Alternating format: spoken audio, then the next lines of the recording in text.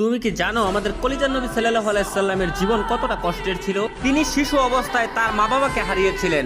মানুষ তাকে এতিম বলে গালি দিত, তার পবিত্র গালে থাপ্পড় মারত। অসহায় নবীর কান্না ছাড়া আর কোনো পথ ছিল না।